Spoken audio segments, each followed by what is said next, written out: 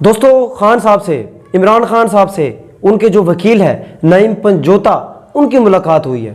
तो खान साहब कहते हैं मुझे सी ग्रेड जेल में रखा गया है, ओपन वाशरूम है, वाशरूम में शावर नहीं है, दिन को मक्खियां हैं, रात को कीड़े हैं, लेकिन मेरी कौम को जाकर ये पैगाम पहुंचा देना, मैं सारी ज़िंदगी जेल में रह लूँगा मगर किसी सूरत गुलामी नहीं करूँगा, मैं किसी सूरत गुलामी नहीं करूँगा।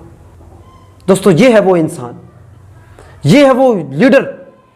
एक ऐसे लीडर भी हैं जो सिर्फ जेल के डर से भाग के चले जाते हैं, जो कहता मुझे मौत कबूल है मगर गुलामी कबूल नहीं है। हम कब कदर करेंगे इस इंसान की, कब कदर करेंगे?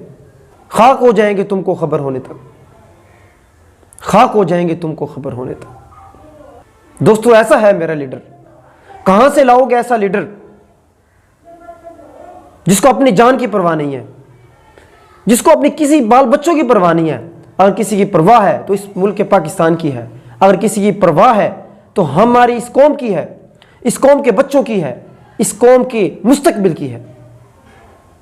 कहां से लाओगे ऐसा लीडर?